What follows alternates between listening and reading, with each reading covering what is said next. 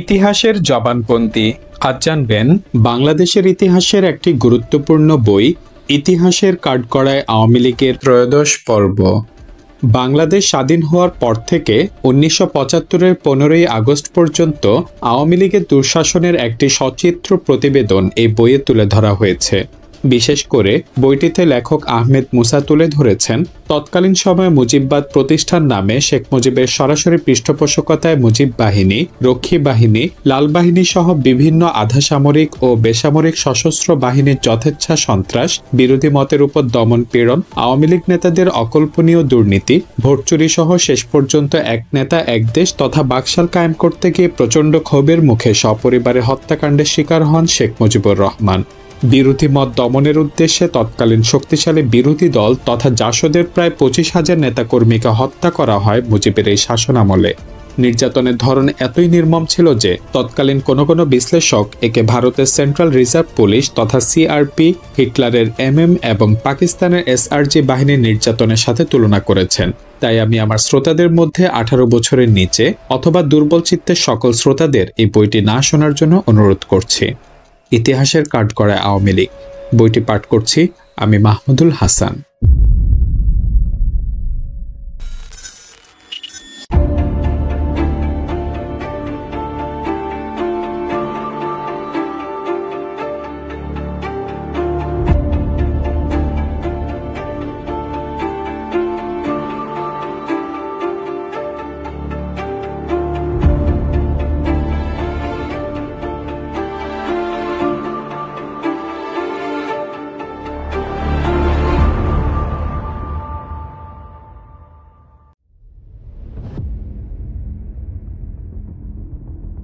নির্বাচনী সন্ত্রাস ও কারচুপি সম্পর্কে আবু জাফর মোস্তফা সাদেক লিখেছেন, 7ই মার্চ সাধারণ নির্বাচন ঢাকায় একটি কেন্দ্রে সংঘর্ষ, জাসদের 2 জন হাইজ্যাক, ধামরাইতে রক্ষী বাহিনী সন্ত্রাস চালিয়েছে, কালীগঞ্জেও সন্ত্রাস চলছে, সিলেট 1 কেন্দ্রে ব্যালট বাক্স ছিনতাই, পটুয়াখালীতে ব্যালট বাক্স ছিনতাই, কুমিল্লা শহরে ব্যাপক সন্ত্রাস, নির্বাচন প্রহসনে পরিণত, রাজশাহী ভোট কেন্দ্রে সন্ত্রাস ইত্যাদির মধ্য দিয়ে মুজিব সরকার ক্ষমতাসীন হয়। ভোটের পর অনেকটা প্রকাশ্যেই শুরু হয়। আওয়ামী লীগ স্বেচ্ছাসেবক বাহিনী, জয় বাংলা বাহিনী, লাল বাহিনী, আওয়ামী যুবলীগ সহ বিভিন্ন বেসামরিক ও আধাসামরিক যথা রক্ষী বাহিনীর সদস্যদের বিরোধী দলীয় কর্মী গুম, ব্যাংক ডাকাতি, লুট, খুন, গাড়ি হাইজ্যাক ও ধর্ষণের এক বিভীষিকাময় রাজত্ব।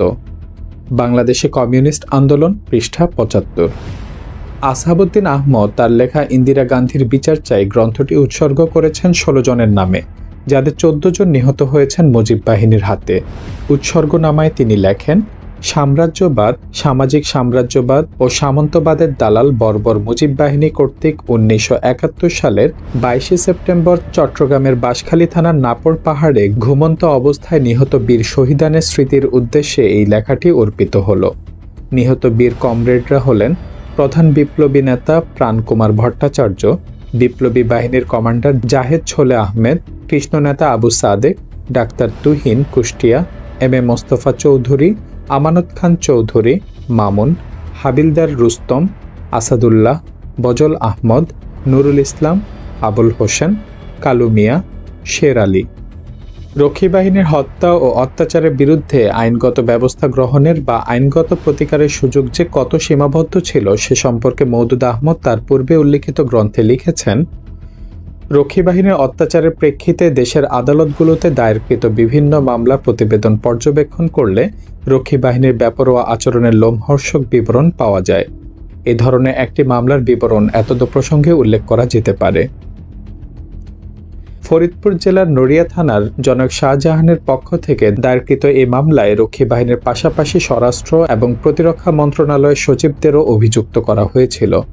মামলার বিবরণে জানা গেছে, শাহজাহান নামের 18 বছরের এই বালককে 1973 সালের 28 ডিসেম্বর সেনাবাহিনীর গোয়েন্দা বিভাগ ঢাকা থেকে গ্রেফতার করে। তারপর তাকে রমনা থানায় সোপর্দ করে তার বিরুদ্ধে একটি সাধারণ ডায়েরি লিপিবদ্ধ করা হয়। ফৌজদারি দণ্ডবিধির 54 ধারায় তার বিরুদ্ধে অভিযোগ আনা হয়। সেদিন রক্ষী বাহিনীর ভারপ্রাপ্ত অফিসারের আদেশে তাকে রক্ষী বাহিনীর হাতে তুলে দেওয়া হয়। শাহজাহানের ভাই মামলার অভিযোগে উল্লেখ করে যে রক্ষী বাহিনী শাহজাহানের উপর অকথ্য শারীরিক নির্যাতন চালায়। 1974 সালের 2রা জানুয়ারি শাহজাহানের সাথে তার সর্বশেষ সাক্ষাৎ ঘটে রক্ষী বাহিনীর সদর দফতরে। এরপর থেকে শাহজাহানের আর কোনো খোঁজ পাওয়া যায়নি। তখন শাহজাহানের ভাই একটি হেভিয়াস কর্পাস মামলায় কর্তৃপক্ষের বিরুদ্ধে বেআইনি আটকাদেশের অভিযোগ আনে। মামলায় রক্ষী বাহিনীর পক্ষ থেকে বলা হয় যে শাহজাহান ছিল নড়িয়া থানার দায়েরকৃত একটি মামলার অভিযুক্ত এবং তার কাছে বেআইনি অস্ত্র থাকার অভিযোগ ছিল। এই অস্ত্র উদ্ধারের জন্য আবেদনের প্রেক্ষিতে রক্ষী বাহিনী তাকে থানা থেকে তুলে নিয়ে গিয়েছিল। এতে আরও বলা হয়, শাহজাহানের স্বীকারোক্তি অনুযায়ী অস্ত্র উদ্ধারের জন্য রক্ষী বাহিনী তাকে ঢাকার রায়ের বাজারের এক জায়গায় নিয়ে যায়। সেখানে একটি গলির সামনে নেমে শাহজাহান হঠাৎ করে দৌড়ে পালিয়ে যায়। এ ব্যাপারে রক্ষী বাহিনী 31শে ডিসেম্বর মোহাম্মদপুর থানায় একটি প্রাথমিক তথ্য রিপোর্টও দাখিল করে। কাজেই শাহজাহানকে আদালতে উপস্থিত করা রক্ষী বাহিনীর পক্ষে সম্ভব হয়নি। এ সময় শাহজাহানের ভাই সংশ্লিষ্ট নিম্ন আদালতে নথির মাধ্যমে প্রমাণ করেন যে নড়িয়া থানায় কোনো মামলায় শাহজাহান কখনো অভিযুক্ত ছিল না। 1973 সালে 29শে ডিসেম্বর শাহজাহান পলাতকের ঘটনাটি সম্পূর্ণ মিথ্যা, কারণ 2রা জানুয়ারি 1974 তারিখে রক্ষী বাহিনীর সদর দফতরে শাহজাহানের সাথে তার দেখা হয়েছে। তিনি আশঙ্কা করেন যে রক্ষী বাহিনী তার ভাইকে হত্যা করেছে। এ মামলার ফলে আদালত রক্ষী বাহিনীর ভূমিকা আইনের দৃষ্টিভঙ্গি থেকে উন্মোচিত করার সুবর্ণ সুযোগ পেয়ে যায়। রক্ষী বাহিনীর ভারপ্রাপ্ত পরিচালক ও অন্যান্য সংশ্লিষ্ট অফিসারকে আদালত তলব করে। কাগজপত্র পরীক্ষা করে আদালত দেখতে পায় যে সেই পলায়নের ঘটনার 3 দিন পরে থানায় প্রাথমিক তথ্য রিপোর্ট দাখিল করা হয়েছিল। সবকিছু পরীক্ষা করে আদালত নড়িয়া থানার অভিযোগ, অস্ত্র উদ্ধারের কাহিনী এবং শাহজাহানের পলায়নের বিষয়টিকে আইনের দৃষ্টিতে গ্রহণের অযোগ্য বলে প্রতিপন্ন করে। মামলার রায়ে বলা হয়, রক্ষী বাহিনী যা করেছে তা দেশের প্রচলিত আইনের প্রতি চরম অশ্রদ্ধার প্রমাণ দিয়েছে। রক্ষী বাহিনীর ন্যাক্কারজনক তৎপরতার এটি একটি প্রকৃষ্ট নমুনা। অত্যাধুনিক অস্ত্রবাহী সরকারের সম্পূর্ণ সমর্থনপ্রাপ্ত ও হিসাবযোগ্যতাবিহীন এই বাহিনীর জঘন্য তৎপরতা অস্বাভাবিক কোনো ঘটনা ছিল না। সনাতন পদ্ধতিতে সজ্জিত পুলিশ এই বাহিনীর সামনে ছিল অসহায় নীরব দর্শক। এই সময় থেকে প্রতিদিনই গ্রামান্তর থেকে রক্ষী বাহিনীর অত্যাচারের অভিযোগ আসছিল। নোয়াখালীর মাইজদি কোর্টে রক্ষী বাহিনীর সাথে স্থানীয় রিকশা চালকদের এক ঘটনার জের হিসেবে সেখানে একদিনের পূর্ণ ধর্মঘট পালিত হয়েছিল। রক্ষী বাহিনীর সদস্যরা অস্ত্র উদ্ধারের অভিযানে গিয়ে স্থানীয় আওয়ামী লীগ কিংবা তার কোনো অঙ্গ সংগঠনের সদস্যদের উপর চড়াও হতো না। তাদের এই দলীয় ভূমিকায় জনমনে তীব্র অসন্তোষ সৃষ্টি হয়েছিল। নিজেদের কর্তৃত্ব জাহিরের জন্য তারা মফস্বল এলাকায় গিয়ে নিজেদের শিবির স্থাপন করত। জেলা প্রশাসন কিংবা অন্যান্য কর্তৃপক্ষের কাছে আগমনী রিপোর্ট দাখিল করা প্রয়োজন বলে মনে করত না। রক্ষী বাহিনী তার কাজ করতে গিয়ে সেনাবাহিনী সহ অন্যান্য কর্তৃপক্ষের সঙ্গে যোগাযোগ রাখত না বলে অধিকতর উচ্চ মর্যাদার অধিকারী সেনাবাহিনীর সদস্যরাও ছিলেন এদের উপর বিক্ষুব্ধ। জনগণের এক বিরাট অংশ সহ দেশের সংবাদপত্রগুলো প্রতিদিনই রক্ষী বাহিনীর নাগরিক তৎপরতার বিরুদ্ধে তীব্র অসন্তোষ প্রকাশ করে আসছিল। রক্ষী বাহিনীর আইনগত ক্ষমতাকে বিভিন্ন মহল থেকে প্রকাশ্যভাবে চ্যালেঞ্জও হচ্ছিল। আদালতের কাছে প্রশ্নোত্তর পর্যায়ে রক্ষী বাহিনী অফিসাররা স্বীকার করেছেন যে তাদের কোনো কার্যবিধি কিংবা আচরণবিধি ছিল না। নিজেদের কাজকর্মের কোনো বিবরণী কিংবা কাগজপত্র বা দলিল তারা সংরক্ষণ করত না। কোনো গ্রেফতার কিংবা তল্লাশির রেকর্ডও তারা রাখত না। তাহলে তারা কিভাবে কাজ করেছে?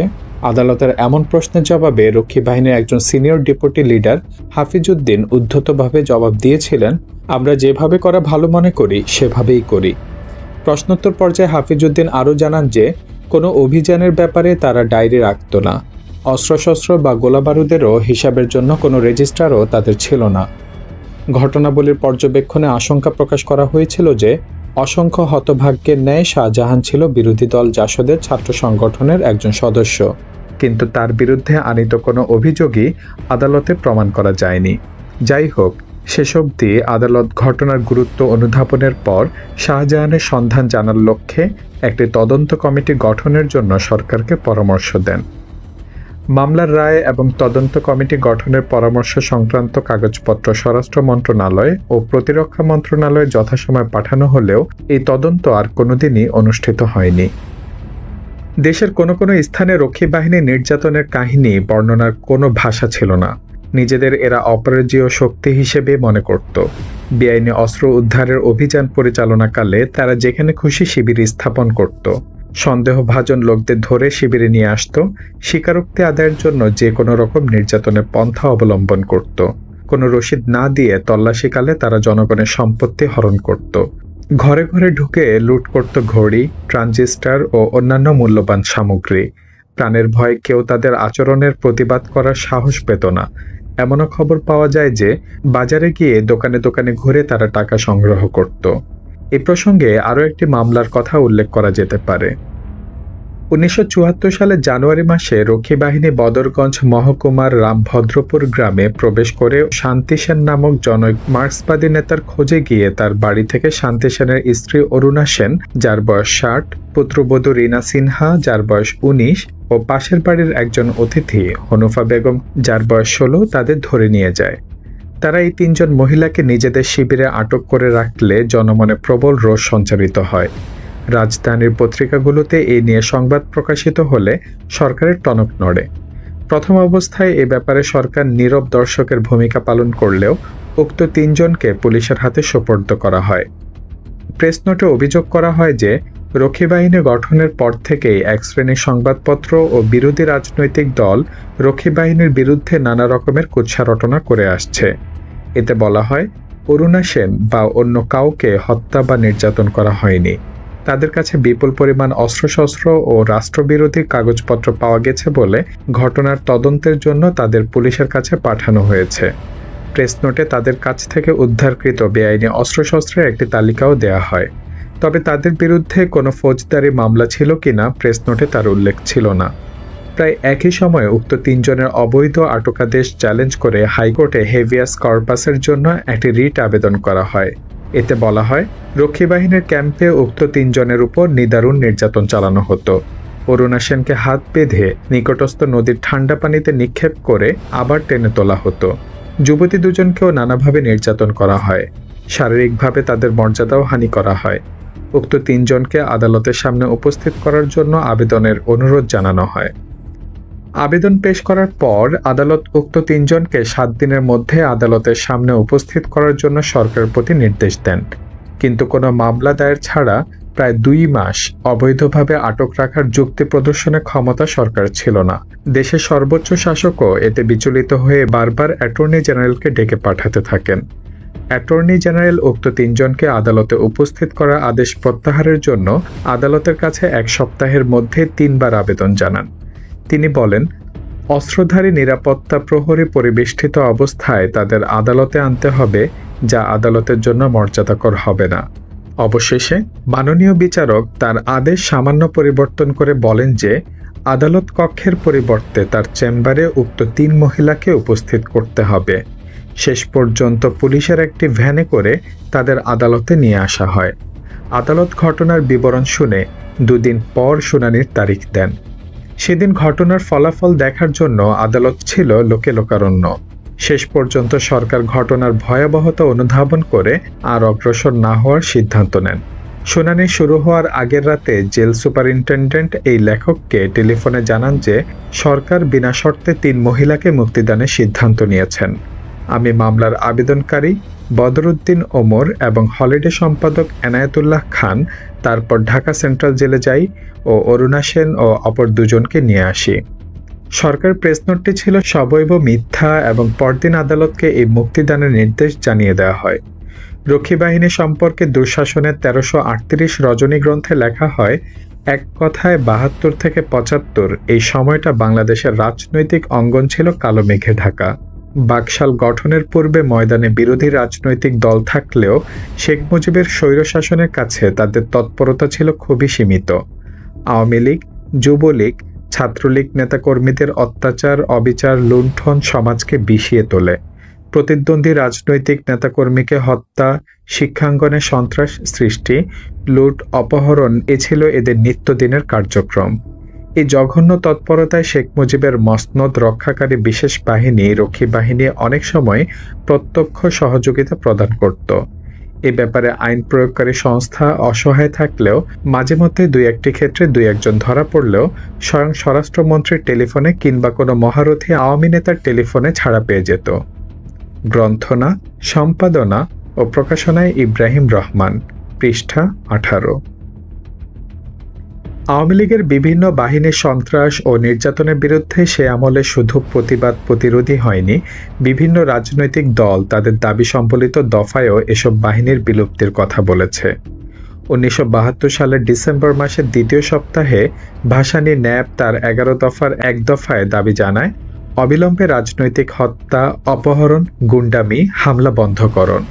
6 নম্বর দফায় বলা হয়, লাল বাহিনী, স্বেচ্ছাসেবক বাহিনী সহ বিভিন্ন বেসামরিক বাহিনী নিষিদ্ধকরণ এবং হত্যা, অপহরণ ও হয়রানির ব্যাপারে অভিযুক্ত ব্যক্তিদের গ্রেফতার ও শাস্তি দেন। 1974 সালের 14 এপ্রিল সর্বদলীয় ঐক্যফ্রন্টের দেয়া 4 দফা দাবির 1 নম্বরের ক্ষয়ে বলা হয়, বিশেষ ক্ষমতা আইন, রক্ষী বাহিনী আইন, রাষ্ট্রপতির 8 ও 9 নং আদেশ, সংবাদপত্রের স্বাধীনতা দমন আইন বাতিল। 1 নম্বর কতে বলা হয়, সকল রাজনৈতিক বন্দীর মুক্তি, রাজনৈতিক কারণে হুলিয়া গ্রেফতার, পরোয়ানা ও মিথ্যা রাজনৈতিক মামলা প্রত্যাহার। 2 নম্বর দাবির খ অনুচ্ছেদে বলা হয়, রক্ষী বাহিনী বাতিল করে উপযুক্তভাবে তাদের পুনর্বাসন। 1975 সালে 29 আগস্ট উত্থাপিত ইউপিপি তার 7 দফা দাবির মুখবন্ধে বলে, আর এই সকল দেশি বিদেশি লুটেরা, বদমাশ ও চক্রান্তকারীদের স্বার্থ পাহারা দেওয়ার জন্য মুজিব তার সিংহাসন থেকে হুকুম করেছে নির্বিচারে জনগণ ও গণতান্ত্রিক কর্মীদের হত্যা, গ্রেফতার, এমনকি সপরিবারে ধ্বংস করার জন্য। জেলে আটক হাজার হাজার রাজবন্দী, বিভিন্ন অঞ্চলে আবিষ্কৃত গণকবর এর প্রমাণ। ইউপিপি তার 4 নম্বর দফায় বলে, মুজিবি সন্ত্রাস, স্থানীয় পান্ডা, হত্যা, লুট, নারী ধর্ষণকারী, বদমাইশ ও তাদের নির্দেশ ও আশ্রয়দানকারী এমপি, দলীয় কর্মকর্তা ও অফিসারদের গ্রেফতার, বিচার ও শাস্তি দান। 21 দফা থেকে 5 দফা আব্দুর রহিম আজাদ ও শাহ আহমদ রেজা।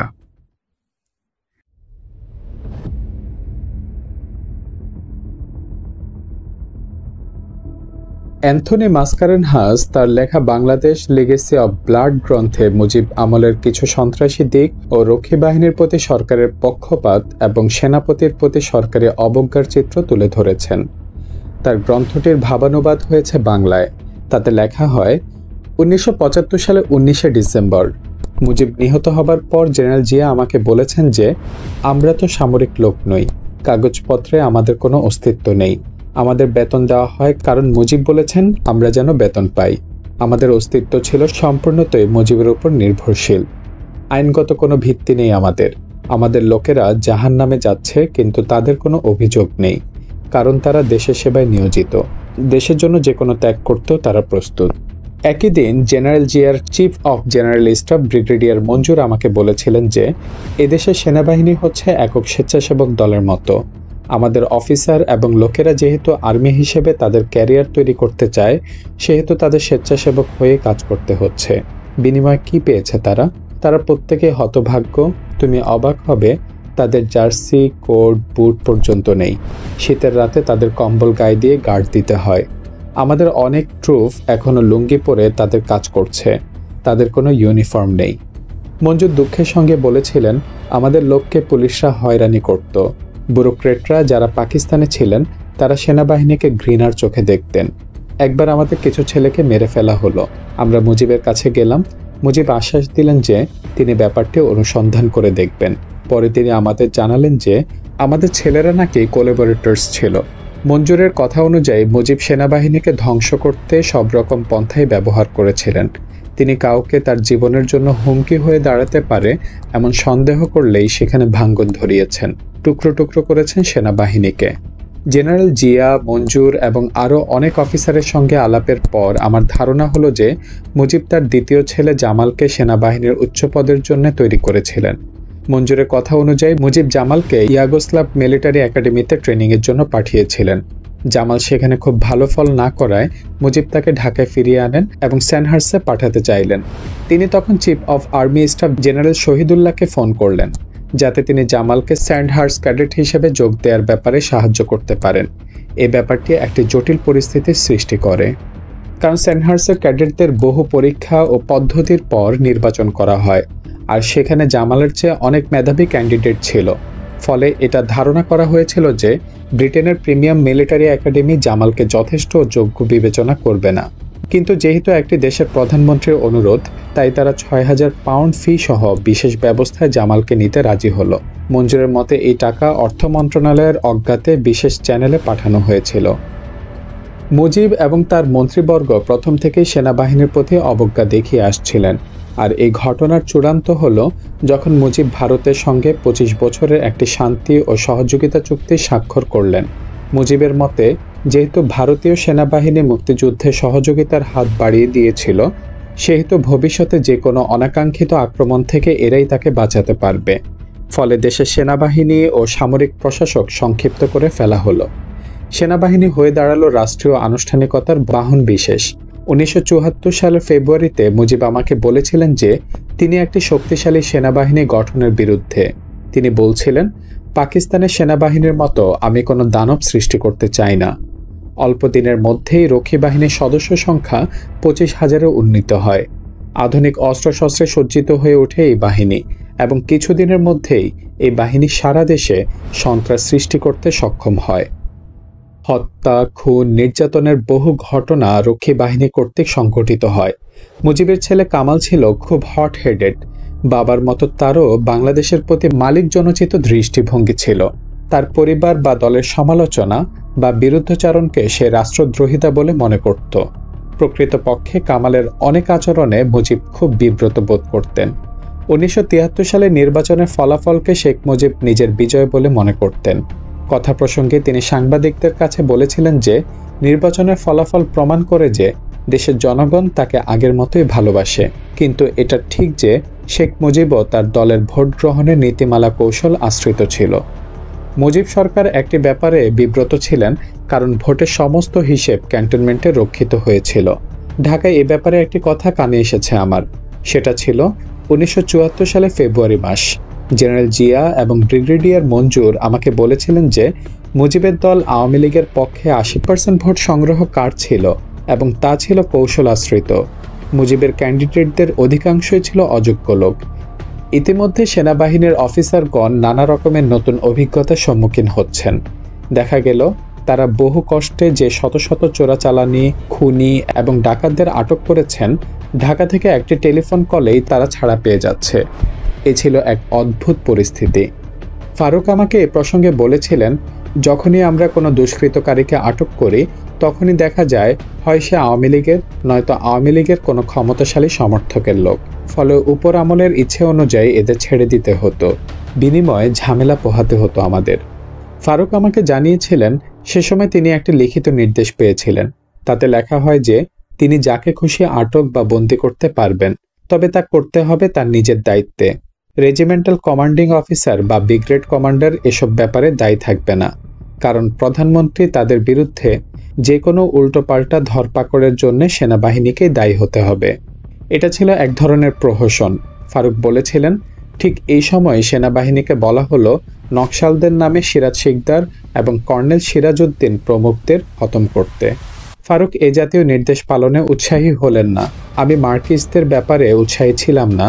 আদর্শগতভাবে তারা হয়তো ভুল পথে ছিল, কিন্তু তারা দেশের খুব বেশি ক্ষতি করেনি, ফারুক বলেছিলেন। একবার টঙ্গীতে মেজর নাসের 3 ব্যক্তিকে আটক করেন। এরা 3টি খুনের সঙ্গে জড়িত ছিল। নববিবাহিত এক দম্পতি তাদের গাড়িতে টঙ্গী যাওয়ার পথে মোজাম্মেল নামে দুর্ধর্ষ আওয়ামী লীগার ও তার সহকর্মীরা তাদের উপর হামলা চালায়। গাড়ির ড্রাইভার এবং আরোহীকে মেরে তারা মেয়েটিকে ধর্ষণ করে। 3 দিন পর রক্তাক্ত অবস্থায় মেয়েটির মৃতদেহ পাওয়া যায়। মেজরের হাতে ধৃত এই ঘটনার সঙ্গে জড়িত মোজাম্মেল মেজর নাসেরকে 3 লক্ষ টাকার বিনিময়ে মুক্তি দেওয়ার অনুরোধ জানায়, কিন্তু নাসের তাদের কোর্টে চালান করে। কিছুদিন পর 3টি নৃশংস খুনের আসামি মোজাম্মেলকে জনসম্মুখে ঘুরে বেড়াতে দেখা যায়। এই ঘটনাটি সেনাবাহিনীতে চাঞ্চল্যের সৃষ্টি করে। ফারুক পরে জানান যে আমরা তখন নিশ্চিত যে দেশ ধ্বংসের দিকে এগোচ্ছে এবং আমি এতটা উত্তেজিত হয়ে পড়ি যে এক্ষুনি সিদ্ধান্ত নিয়ে ফেলি শেখ মুজিবকে না মারা পর্যন্ত আমার শান্তি নেই। আমি তখন ক্যাপ্টেন শরীফুল হোসেনকে বলেছিলাম, শরীফুল, চলো মুজিবকে খতম করে দেই। তিনি বলেছিলেন, ওই ঘটনার পর প্রমোশন, ক্যারিয়ার এসব ব্যাপারে আমার আর কোনো মোহ ছিল না। শেখ মুজিবের প্রতি আমার মন বিদ্রোহী হয়ে উঠেছিল। আমার তখন একটাই চিন্তা, কিভাবে এই সরকারকে উৎখাত করা যায়। গ্রন্থটি বাংলায় রূপান্তর করেছেন ফরিদ কবির। রূপান্তরের পৃষ্ঠা 24, 25, 26, 27, 28 ও 29।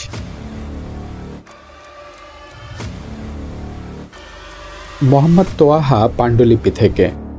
1974 সালে আত্মগোপনরত অবস্থায় সাম্যবাদী দলের নেতা মোহাম্মদ তোয়াহা আওয়ামী লীগের হত্যা ও নির্বাচন সহ বিভিন্ন ভিত্তিক একটি গ্রন্থের পাণ্ডুলিপি তৈরি করেছিলেন।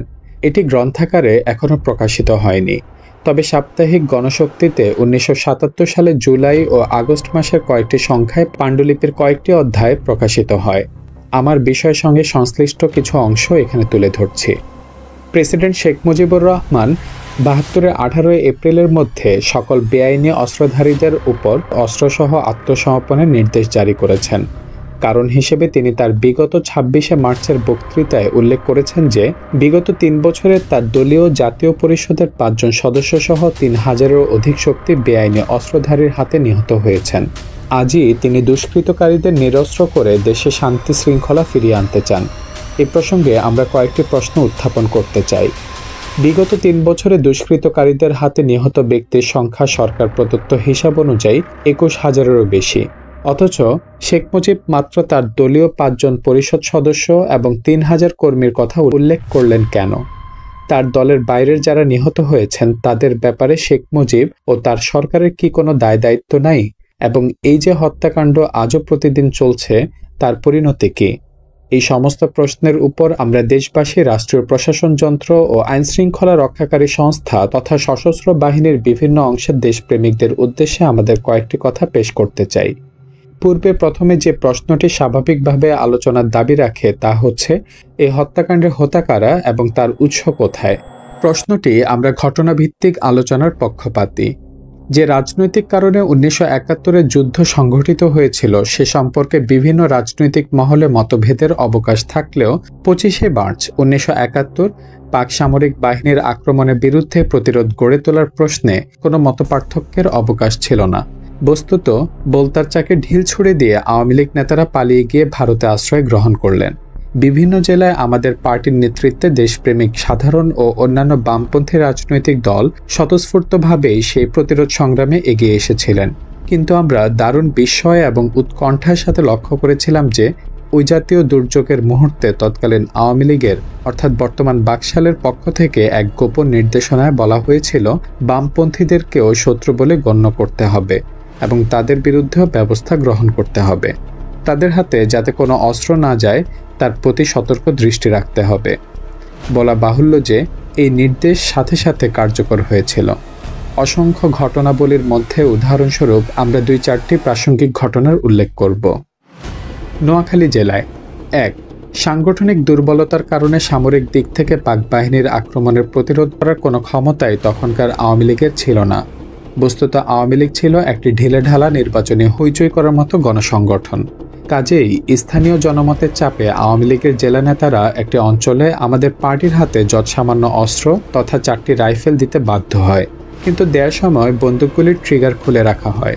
এই অকেজো বন্দুকেই ভাসানী ন্যাপের বিশিষ্ট নেতা ও ইউনিয়ন কাউন্সিলের সভ্য জনাব সিদ্দিকুল্লাহর মৃত্যুর কারণ ঘটিয়েছিল পাক বাহিনীর হাতে। পাক বাহিনী খবর পেয়ে তার বাড়ি ঘেরাও করে তাকে গুলি করে হত্যা করে। 2.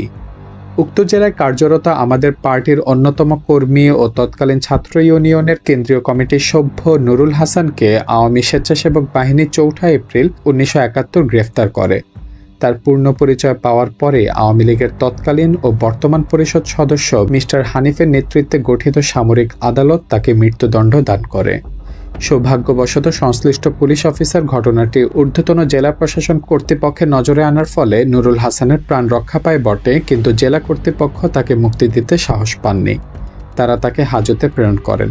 পরবর্তী সময়ে আমাদের পার্টির হস্তক্ষেপের ফলে নুরুল হাসান মুক্তি লাভ করেন।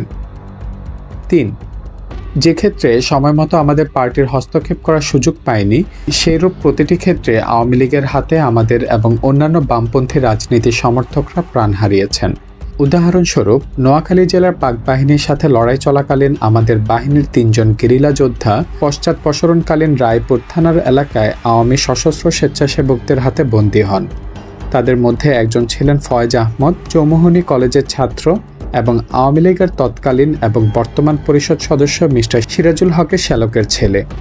আমাদের গেরিলা যোদ্ধাগণ রাজনৈতিকভাবে তাদেরকে পরিস্থিতি উপলব্ধি করার এবং কোনো প্রশ্নে মতপার্থক্য থাকা সত্ত্বেও এই পরিস্থিতিতে সকলের ঐক্যবদ্ধ প্রচেষ্টায় পাক বাহিনীর আক্রমণ প্রতিরোধ করার প্রয়োজনীয়তা বোঝার চেষ্টা করছিলেন এবং শেষ পর্যন্ত তাদেরকে হত্যা না করে পাক বাহিনীর সাথে যুদ্ধ করে প্রাণ দেওয়ার সুযোগ দানের আবেদন জানিয়েছিলেন, কিন্তু তাতেও কোনো ফল হয়নি। উক্ত সিরাজুল হকের নির্দেশে 3 দিন পর তাদেরকে হত্যা করার জন্য নদীর তীরে নিয়ে যাওয়া হলে একজন নদীতে ঝাঁপ দিয়ে দীর্ঘ 18 মাইল পথ সাঁতরিয়ে প্রাণ বাঁচান। অপর 2 জন তাদের হাতে নিহত হন। বেঁচে আসা গেরিলা কমরেডের নিকট থেকে আমরা এই ঘটনাটির বিস্তারিত বিবরণ পাই। উক্ত জেলায় যুদ্ধ চলাকালীন আওয়ামী লীগ দলীয় বাবর নামে একজন ছাত্রলীগ কর্মীর নেতৃত্বে কয়েকজন ছাত্রকর্মী তাদের বাস্তব অভিজ্ঞতার উপলব্ধি করেছিলেন যে উক্ত জেলায় যুদ্ধের একমাত্র সংগঠন আমাদের পার্টি। উল্লেখযোগ্য যে আওয়ামী লীগ নেতারা সপরিবারে ও সদলবলে ইতিপূর্বে ভারতে পাড়ি জমিয়েছিলেন, তাই তারা দলীয় নির্দেশ উপেক্ষা করে অস্ত্রসহ আমাদের বাহিনীতে যোগ দেন। এই অপরাধে বাবরসহ 3 জন কর্মীকে হত্যা করা হয়। 4. যুদ্ধের এক পর্যায়ে জুন অথবা জুলাই মাসের দিকে সীমানা অতিক্রম করে আওয়ামী লীগের একটি বাহিনী আমাদের পার্টির নিয়ন্ত্রিত এলাকায় উপস্থিত হয়। আমাদের প্রভাবিত জনগণ সরল বিশ্বাসে তাদেরকে আশ্রয় প্রদান করেন, কিন্তু সেই মুহূর্তে আমাদের বাহিনী পাক বাহিনীর আক্রমণের সম্মুখীন হয়।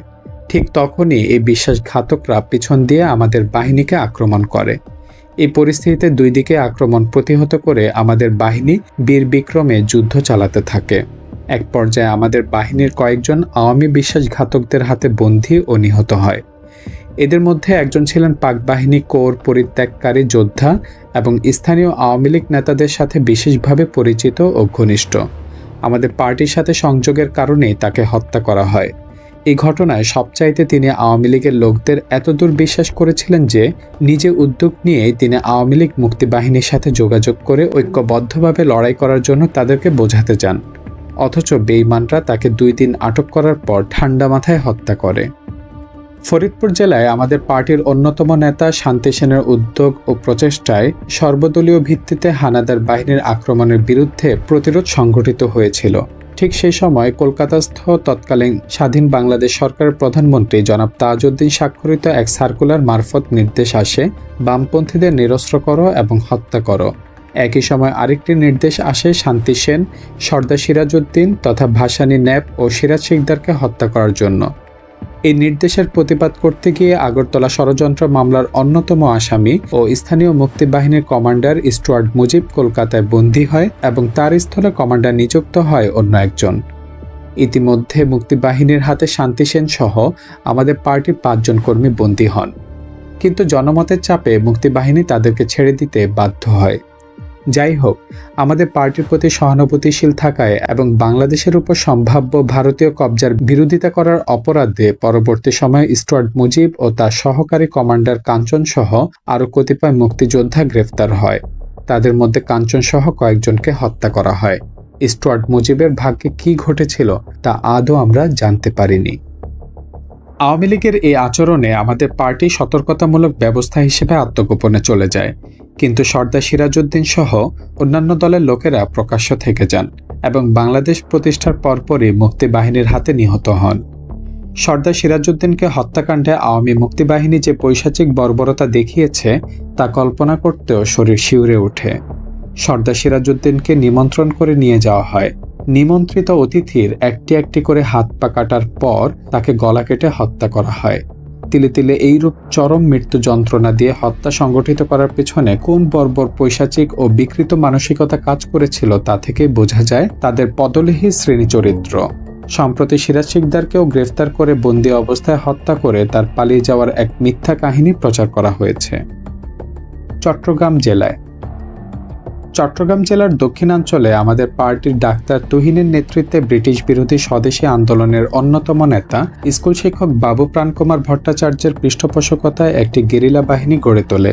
পাশাপাশি আওয়ামী লীগও একটি বাহিনী গঠন করে এবং সামরিক দিক থেকে গুরুত্বপূর্ণ একটি এলাকায় আমাদের পার্টিরই একটি বাড়িতে আশ্রয় গ্রহণ করে। কয়েকদিন পর আমাদের বাহিনী এসে তাদের সাথে মিলিত হয়। দ্বিপ্রহরে খাওয়া দাওয়ার পর আমাদের বাহিনীর লোকেরা যখন নিজের ঘরে নিদ্রায় মগ্ন, তখন আওয়ামী বিশ্বাসঘাতকরা হঠাৎ অতর্কিতভাবে আক্রমণ করে তাদের 30 জনের সকলকেই হত্যা করে।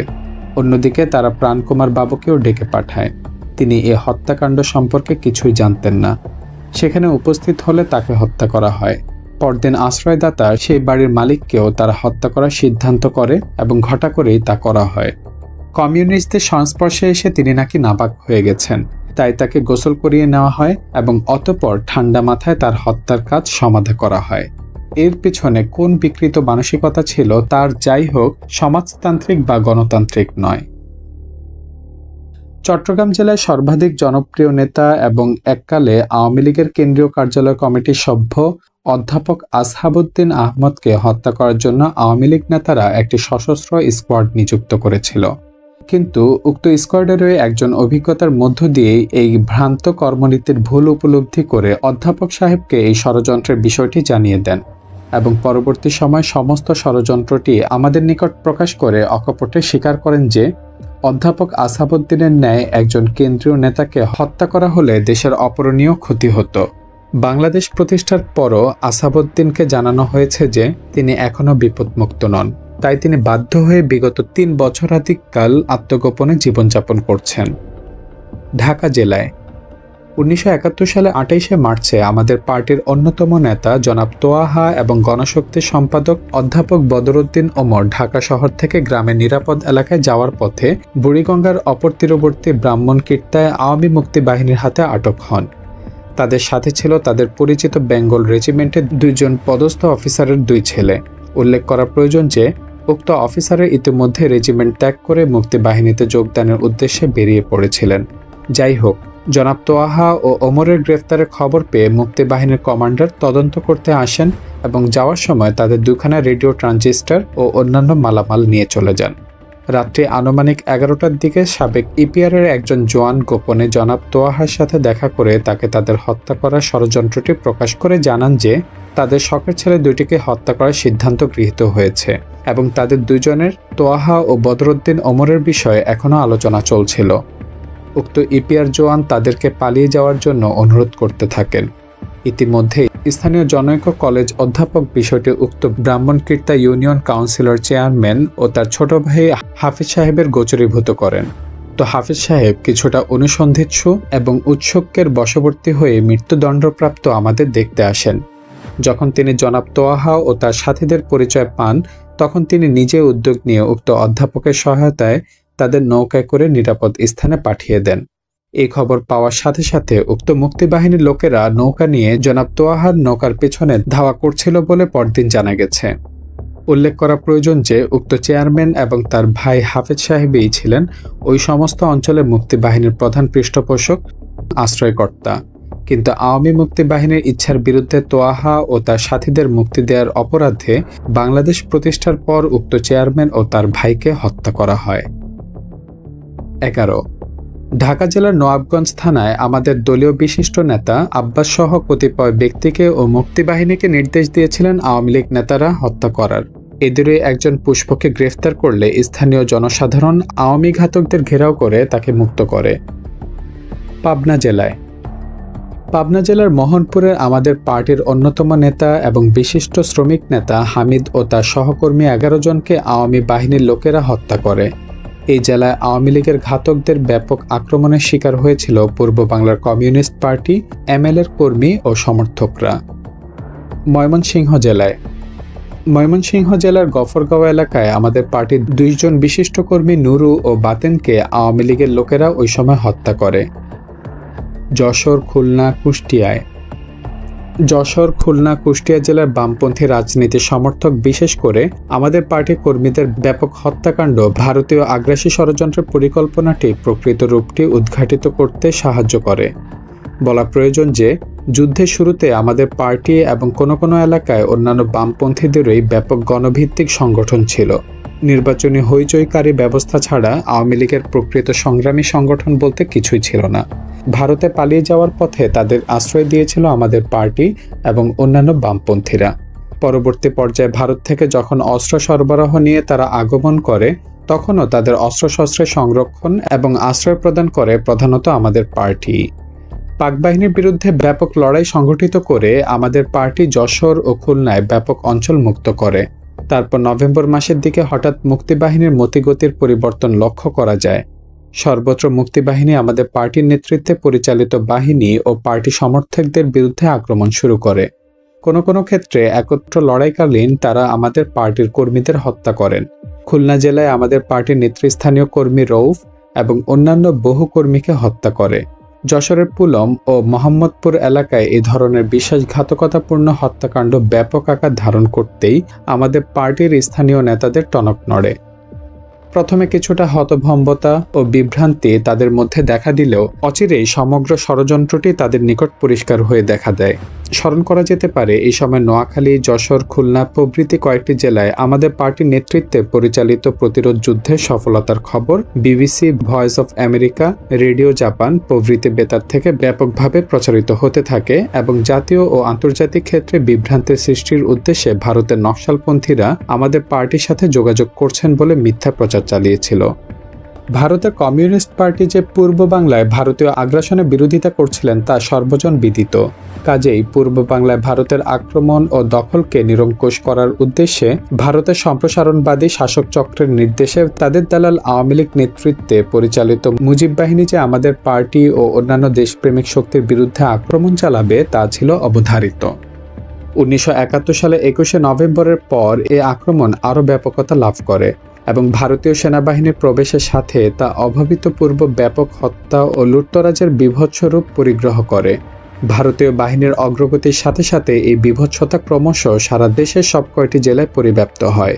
উপরে আমরা জেলাওয়ারি নমুনা সার্ভে হিসেবে কতগুলি ঘটনা উল্লেখ করেছি মাত্র। বলা বাহুল্য যে বামপন্থী প্রগতিশীল শক্তি ও দেশপ্রেমিকদের এই ব্যাপক হত্যাকাণ্ড ছিল ভারতীয় আগ্রাসন ও দখলকে নিরঙ্কুশ করার উদ্দেশ্যে পরিচালিত মুজিব বাহিনী ও ভারতীয় বাহিনীর আক্রমণের সাধারণ বৈশিষ্ট্য। 1971 সালের 16 ডিসেম্বরের পূর্বে ও পরে তা কোনো সময় প্রমাণিত হয়নি।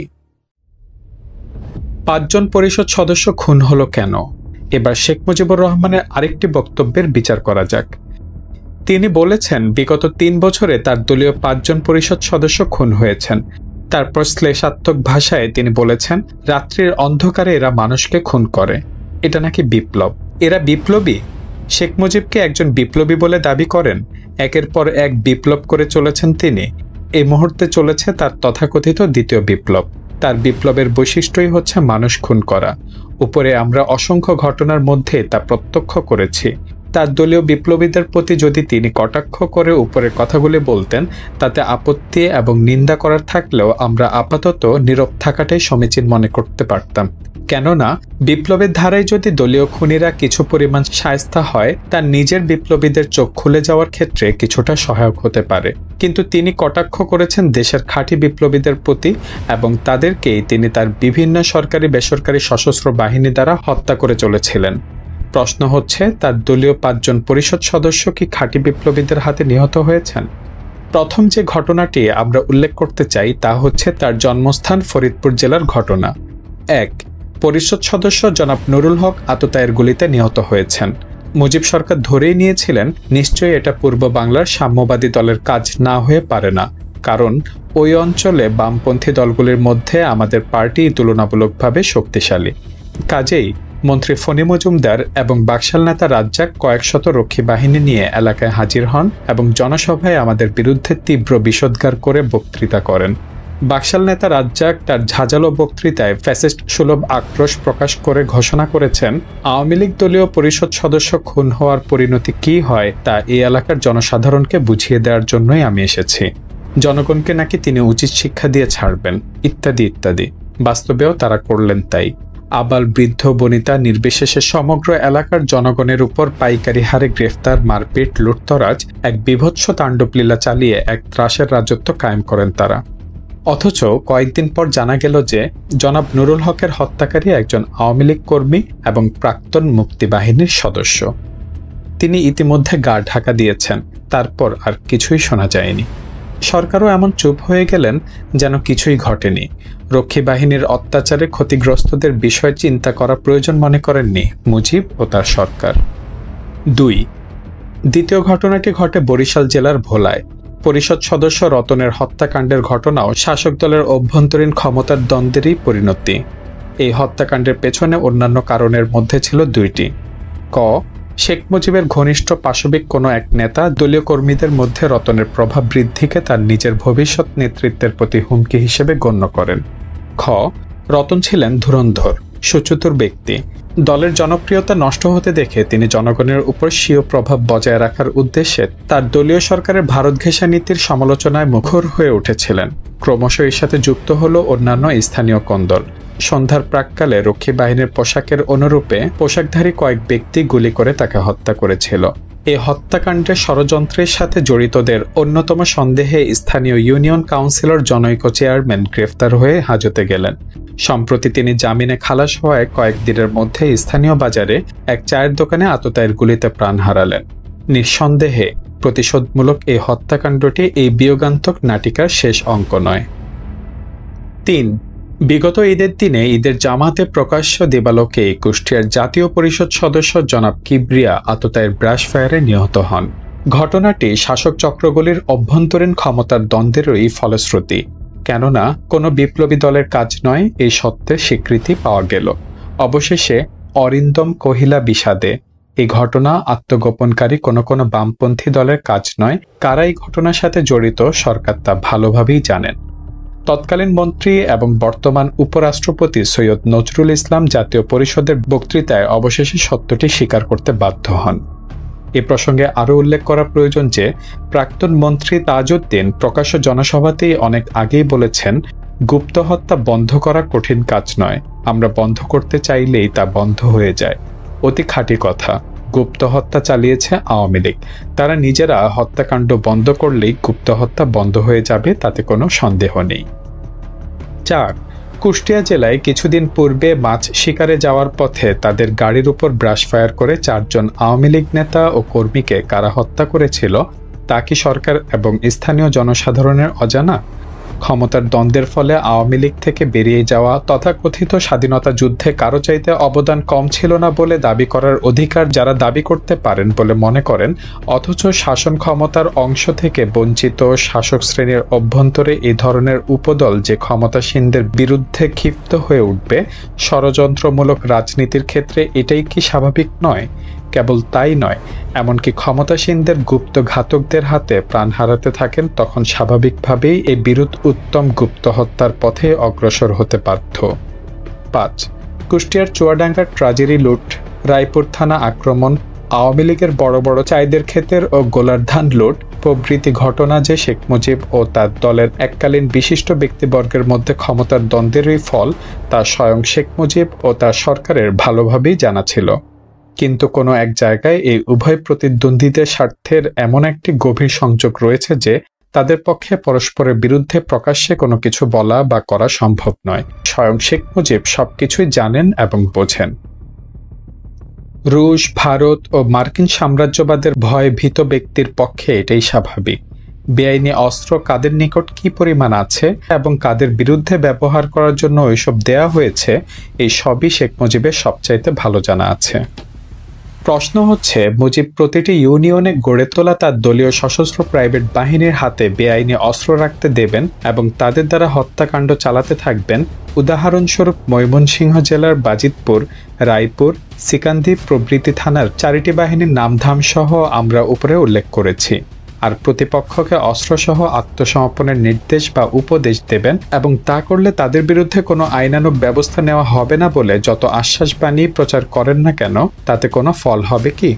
কারণ অস্ত্র সমর্পণকারীদের বিরুদ্ধে বেআইনি অস্ত্র প্রয়োগের ব্যবস্থা যখন শেখ মুজিব নিজের হাতে রেখেছিলেন, তখন আইনানুগ ব্যবস্থা গ্রহণ করা হবে না বলে তার প্রদত্ত আশ্বাস ও বিশেষ তাৎপর্যপূর্ণ এবং প্রতিপক্ষকে সুকৌশলে নিরস্ত্র করার উদ্দেশ্যে অবলম্বিত নিছক ধোঁকাবাজি, তা বুঝতে খুব একটা বুদ্ধিমত্তার প্রয়োজন হয় না।